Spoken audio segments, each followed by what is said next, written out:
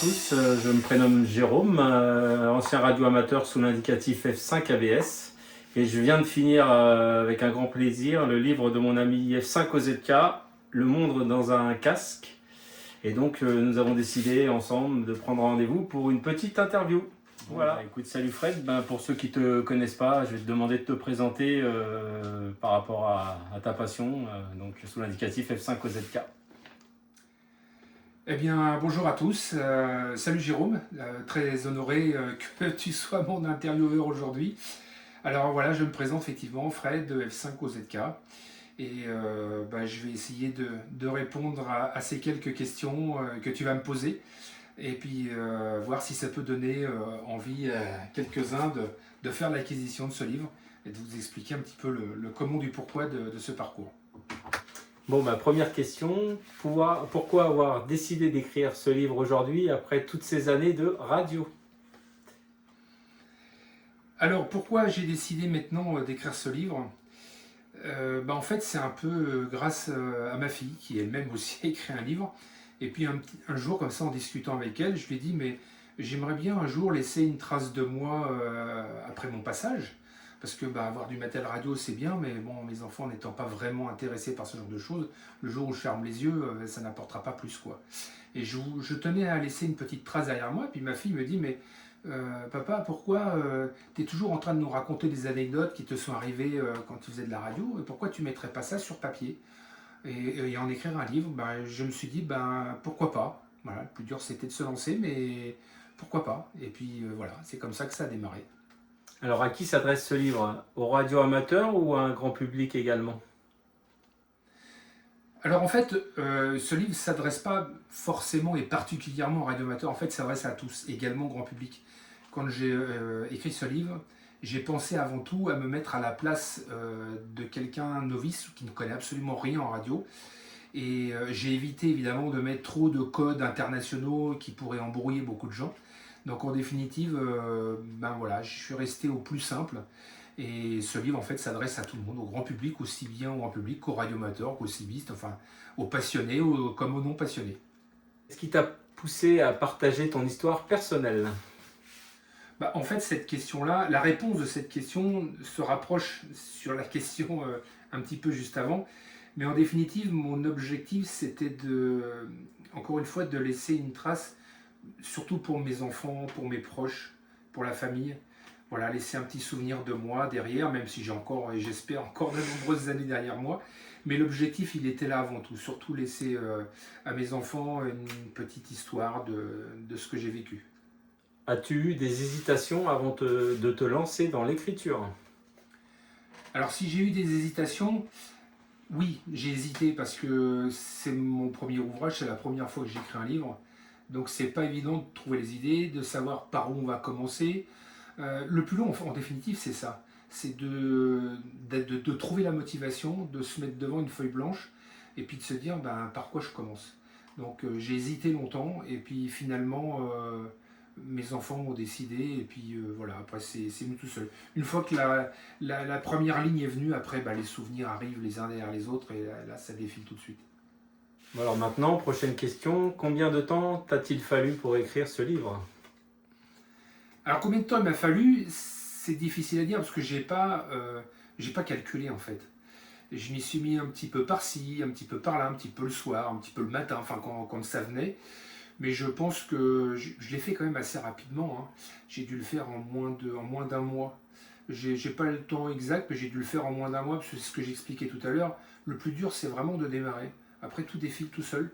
Et les idées viennent et on s'endort le soir, on y pense, qu'est-ce que je vais pouvoir dire, et puis hop, le lendemain, tac, on reprend le crayon et c'est reparti.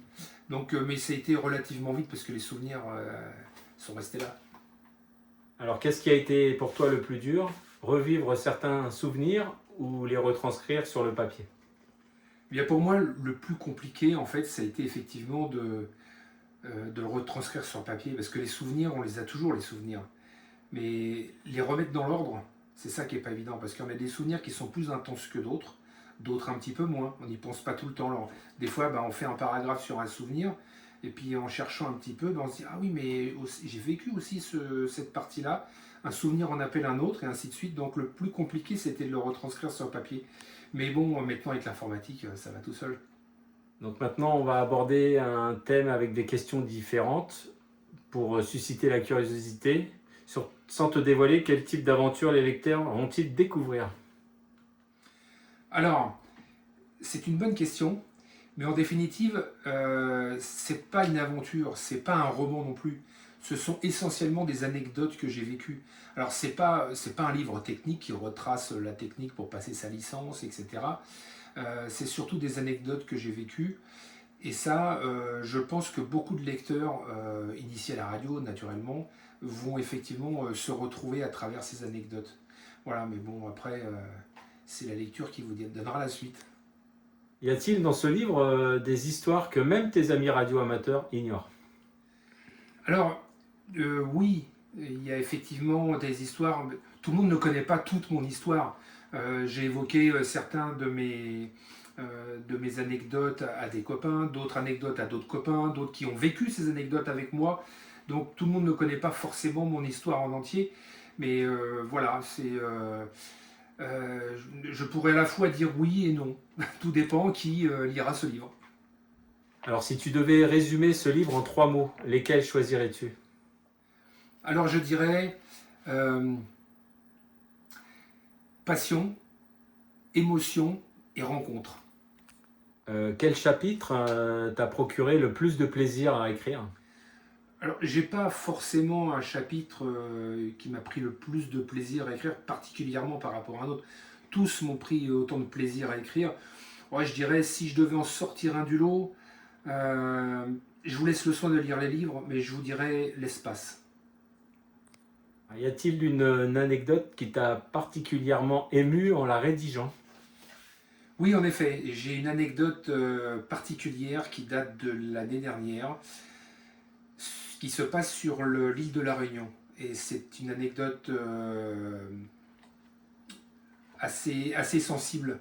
Mais vous le découvrirez vous-même dans le livre. Je ne peux pas vous en dire plus, mais effectivement, celle-ci, elle m'a pas donné la larme à l'œil, mais je dirais presque. Pour parler un petit peu du radio-amateurisme, que dirais-tu à quelqu'un qui pense que le radio-amateurisme est une passion dépassée? Alors, ce que je dirais effectivement, aux yeux de certains, surtout des nouvelles générations de maintenant, pour eux, c'est dépassé. Prendre un micro ou prendre un manipulateur pour faire du morse, ils vont se dire, mais pourquoi autant de passion sur ce sujet, alors que maintenant, avec un téléphone portable et Internet, on obtient tout. Mais moi, je peux retourner la question en disant, retourner la situation en disant, mais ouais, mais le jour où il n'y a plus de téléphone, où il n'y a plus de réseau, où il n'y a plus d'internet, eh ben, vous serez bien content de retrouver la radio. Donc elle n'est pas si dépassée que ça. Et la technologie évolue, il ne faut pas oublier que tout ce qui existe en termes de communication aujourd'hui, ça a été fatalement développé par le monde radio-amateur avant. Alors qu'est-ce que la radio t'a apporté humainement au fil de toutes ces années? Parce qu'elle m'a apporté humainement, je dirais avant tout beaucoup de plaisir et beaucoup d'amitié. On rencontre beaucoup de copains et beaucoup d'entraide. Et cette solidarité avec tout le monde, c'est ça qui me plaît le plus. Penses-tu que la radio a encore de belles années devant elle? Alors si je pense que la radio a encore de belles années devant elle, ben oui, mais ça va beaucoup changer. Ça va beaucoup changer dans la mesure où tout fonctionne par radio, hein. Vous prenez une simple télécommande de voiture, ça marche aussi par onde de radio. Donc si on passe par ce point de vue-là, ça fonctionnera toujours. Mais si on parle de la radio proprement dite, du radioamateurisme, oui, je pense qu'il y a encore de belles années, mais il faut les consolider derrière, il faut continuer de former les jeunes, de leur montrer qu'il y a aussi un intérêt, que la radio, c'est pas que de brailler dans un micro, mais c'est pas que d'envoyer des reports de 5 sur 5 ou de 59 dans notre jargon à nous, c'est aussi de la communication, de l'entraide, et ça, je pense qu'il y en aura toujours. Surtout chez nous, la génération d'avant. Donc à nous maintenant de faire perdurer ça et puis de montrer que techniquement parlant, il y a aussi encore de belles années devant nous. Bon, maintenant on va parler un petit peu plus de toi. Après 37 ans de radio, qu'est-ce qui continue à te faire vibrer? Alors, petite rectification, ça fait pas 37 ans, ça fait au moins 45 ans que je suis passionné de radio. 37 ans, c'est le temps où j'ai eu ma licence de radioamateur. Alors, ce qui me fait encore vibrer, ben, c'est toujours pareil, c'est de pouvoir organiser des concours. Alors les concours, ça peut aussi bien être des courses d'orientation, ça peut être des championnats de France, des championnats du monde, des déplacements sur les îles, hein, parce que ça aussi, je l'aime bien aussi, il y a toute une organisation et les rencontres. Et je pense que c'est ça qui me tient encore d'aplomb. Et sinon, en écrivant ce livre, qu'as-tu redécouvert sur ton propre parcours? Alors ce que j'ai découvert, j'ai rien découvert finalement parce que je l'ai écrit. Mais si, avec le recul, je me dis que ça fait déjà quand même un paquet d'années que je suis licencié, un paquet d'années que je fais de la radio, et les années passent vite. C'est ça que j'ai découvert qui m'a marqué le plus. Quel message aimerais-tu transmettre aux nouvelles générations d'OM qui vont arriver et commencer leur carrière dans ce monde? Alors le message que je peux leur dire, c'est que c'est une passion qui est intéressante parce que c'est la communication, c'est l'amitié, c'est la technique, c'est la géographie. Pour certains, c'est pour aussi apprendre des langues, parce que communiquer avec des langues étrangères dans des pays étrangers, c'est vraiment l'idéal. Donc aujourd'hui, malgré l'Internet, il y a beaucoup d'applications qui ont la facilité de faire des traductions, qui ont des réponses à tout, hein. Vous avez besoin de savoir où se trouve un pays rare, vous interrogez Internet et vous donne la réponse tout de suite. Maintenant, quand on est radioamateur, c'est bien d'apprendre géographiquement où se situe un pays. Aujourd'hui, à l'école, on n'apprend même plus où se trouvent les départements en France, hein, sans avoir à aller à l'autre bout du monde. Donc c'est un petit peu dommage. Et la radio permet des choses comme ça. Alors, pour donner envie d'acheter ce livre, pourquoi les non-radio-amateurs devraient-ils lire ton livre? Alors, c'est une bonne question. Alors maintenant, je ne peux pas forcer les gens à lire ce livre, ça c'est clair. Mais chez les non-radioamateurs, comme je l'ai évoqué tout à l'heure, je me suis mis à la place justement d'un non-radioamateur quand j'ai écrit ces anecdotes. Et pour qu'ils puissent se mettre un peu à notre place et comprendre ce que c'est que cette passion que de faire de la radio. Voilà, je pense que pour un non-initié, il apprendrait certainement des choses intéressantes. Alors, que souhaites-tu que le lecteur ressente en refermant la dernière page de ton livre? Déjà, avant tout, qu'il ait passé un bon moment sur la lecture de ces diverses anecdotes. Et puis, qui sait, peut-être l'envie pour ceux qui ne le sont pas, peut-être passer la licence et un jour devenir à leur tour radioamateur. Alors, si un lecteur hésite encore à acheter ton livre, qu'aimerais-tu lui dire?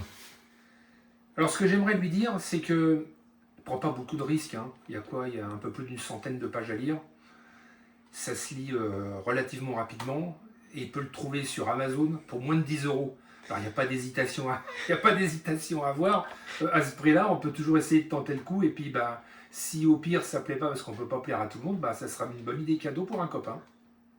Et pour conclure cette petite interview bien sympathique, sans révéler le contenu, quel est le plus beau voyage que la radio t'a permis de faire? Alors, le plus beau voyage, je dirais sans hésiter, l'île de la Réunion. Et grâce à la radio et à un ami particulier, j'ai pu joindre l'utile à l'agréable. Eh bien, merci. Et puis, j'espère que ça donnera envie aux gens qui auront vu cette petite vidéo d'acheter ton livre. Bon, merci Fred pour cette petite interview et j'espère que ça donnera l'envie au plus grand nombre de lire ton livre. Et puis encore, merci de m'avoir accueilli et d'avoir répondu à toutes mes questions. Écoute, merci à toi Jérôme, c'était un grand plaisir de te recevoir. Parce que ça faisait un petit moment qu'on ne s'était pas vu, même si on se contacte régulièrement, comme quoi la radio ça peut aussi servir.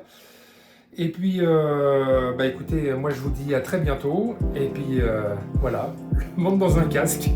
À très bientôt. Salut à tous.